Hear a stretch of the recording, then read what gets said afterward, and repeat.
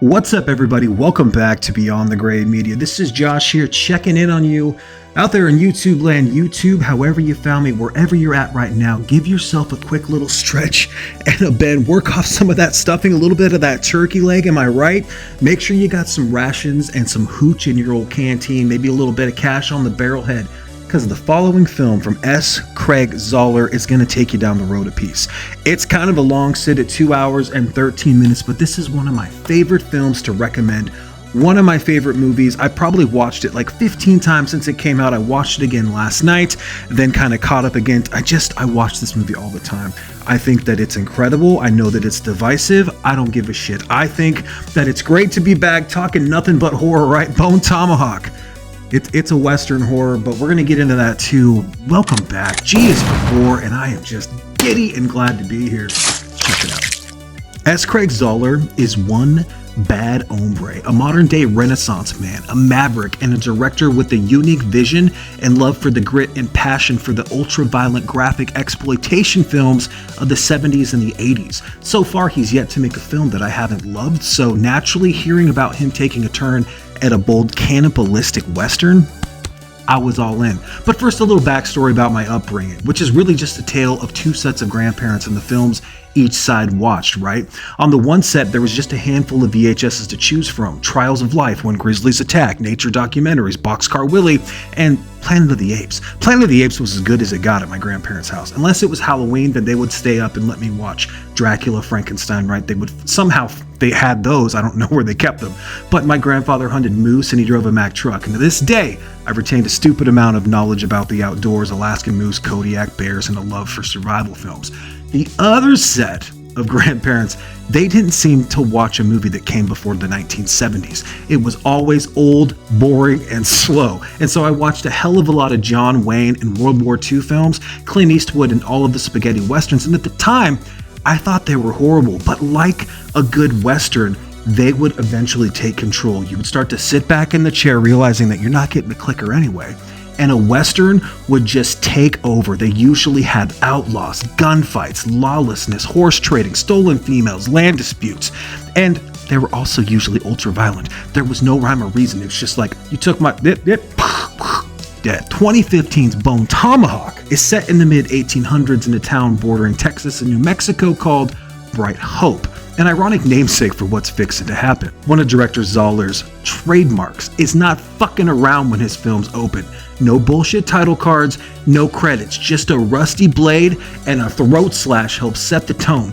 Lock up your daughters, lock up your wife, lock up your back door, run for your life. Bone Tomahawk is the real goddamn deal. On the giving end of that throat slash in the opening scene, we are treated to one of the final performances of the legendary Sid Haig, who was partnered up with David Arquette as they trample through what could easily be the Micmac burial ground from Pet Sematary when they hear some wicked throat whistling and bloodshed before we trot on down to the dusty one-horse town of Bright Hope, where most problems are solved with a peacemaker. The town of Bright Hope's lawman is played by the immortal Kurt Russell, who's playing Sheriff Franklin, whose mustache alone has got to be responsible for more childbirths this side of the Mississippi than you can shake a rattlesnake at. After a little bit of Texas justice, Arquette worms his way down to Bright Hope, and we're introduced to a hard-headed cowboy named Arthur, who's struggling with a splint leg, and his hot-to-trot wife, who does add a little bit of levity and leverage to the film's story.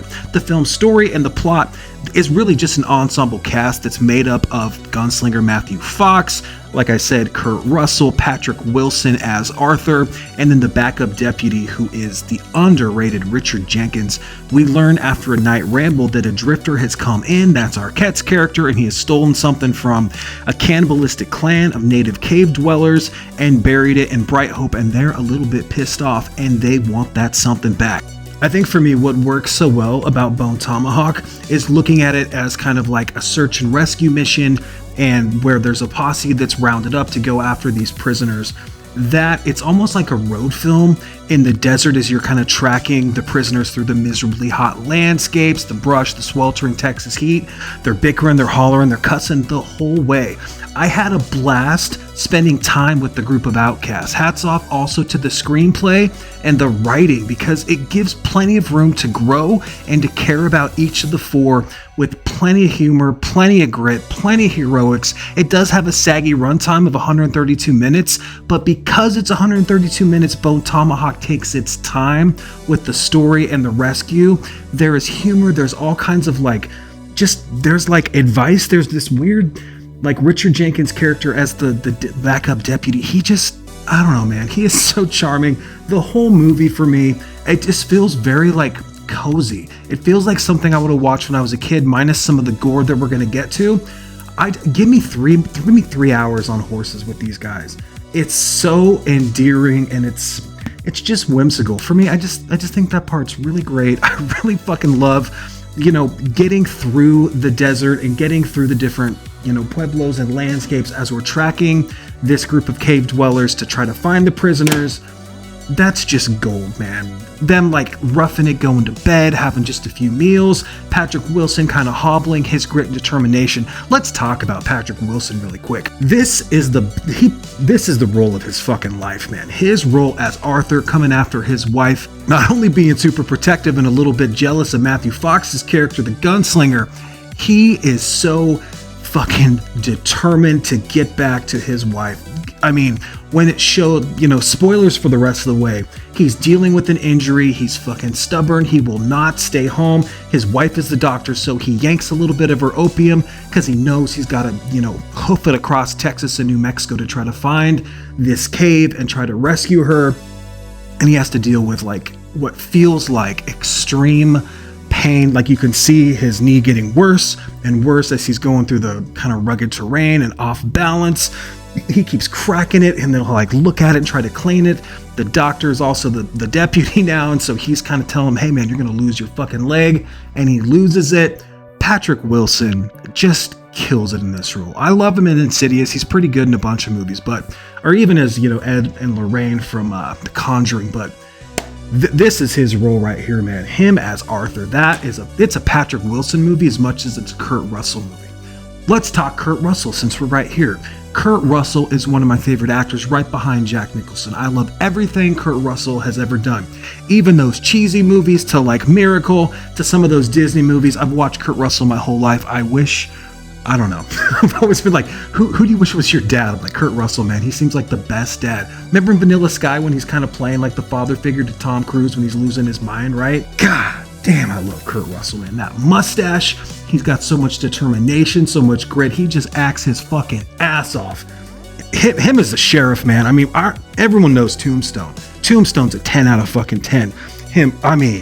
Besides Tombstone, this is his next best. Fucking shit, man. RJ McCready, fucking perfect. Kurt Russell kills it. I don't really like Matthew Fox that much. I'm not a huge Lost fan. I didn't really pay attention when it came out. I grew to like it. He does a damn good job too. I haven't seen him like this in a lot of movies. So Matthew Fox, and then we talked about Richard Jenkins and his comedic relief. Just crushes it, man. Poor Sid Haig, he's got a rough go of it. David Arquette, as usual, similar to his role in Ravenous, just gets picked off for being kind of the dummy, the kind of dope smoker character, right? Just a fucking criminal. So there he goes.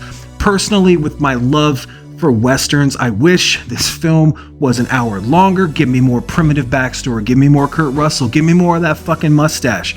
This is a film with a lot of heart, with a lot of guts, with a lot of substance and sheer determination. The good stuff. As much as I'd love to speak on the rolling hills and the sweeping cinematography, G is for gore, and that's why we're here. G is for gore, and that is why we're here, but first we have to talk about the nameless tribe of cave dwellers. I'm going to use a quote from the movie. It said that they come from a spoiled bloodline of inbred animals who maim and eat their own mothers, known as troglodytes. Troglodytes are defined as old-fashioned antiquity, deliberately ignorant, and those who dwell in caves. They have a bone implanted into their throats to allow them to signal to others of their tribe, and once you hear it, it's too late. They're adorned with bones and skulls, and the brutality they inflict is pretty frightening, and they seem immortal for most of the film. They signal and trap any wayfaring strangers and keep the mothers blinded in the dark as these cannibals feed.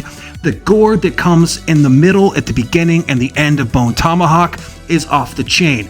for an S. Craig Zahler film, it's pretty tame. If you've seen Dragged Across Concrete or Brawl in Cell Block 99, that is a gory movie.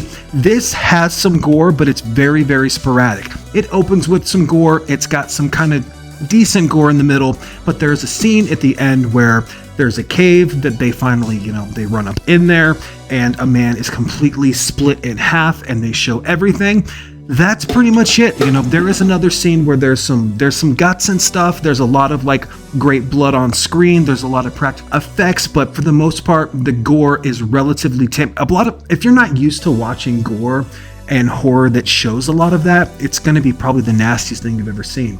I remember there's this kind of happy whimsical charm that I have when I think about the gore in this movie, when I think back to the first time I watched it, because I was like, oh shit, I can't believe they just showed that. Now I've seen it 15 times. I'm like, oh yeah, that's a cool scene. That's pretty cool. I love that part, right? It's tame now because I've seen it so many times. But the first time you watch it, it is like, oh my God, they're going to go ahead and rip them apart, pull everything apart, right? There's this, I think instead of the gore being intense, that scene in the cave, the stakes and what's happening and the communication, that all adds to the gravity of the situation. And I think that is what makes the gore intense. I don't think the actual gore is really that bad. If you've never seen somebody, sliced open, then for sure you're going to be like, oh my God, dude, that movie was intense.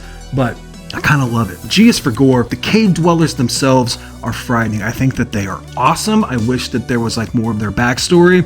I wish we could spend another 15 minutes and just kind of watch them stalk Bone Tomahawk, man. I love this film. I love everything about it. I love how they take things that you wouldn't think about, like how are you supposed to see somebody in the dark? Hey, strike a match, right? And then how do you know if someone's coming into your camp? We're gonna lay this chain with bells on it. So you're sleeping, you just sit up and you just don't ask questions. You just fire your revolver because someone that's gonna come and try to find you after dark is not friend but foe or a scouting party. Lots of cool effects. S. Craig Zahler kills it. This is also a killer release from RLJE. A nice little steel book. It's got Patrick Wilson there on the back, and then on the inside, 2-disc Blu-ray and DVD with kind of a cool spread of them on horseback. It's got a bunch of special features with a half hour with the director and the cast at Fantastic Fest. It looks so good on Blu-ray. I would love it on 4K, but right now this is what I've got, and I love this film. I love you guys. If you want to see more from me, please like, comment, subscribe, talk some shit down there. Don't be afraid of Bone Tomahawk. It is that gory. This is my channel. We can talk about that here, right?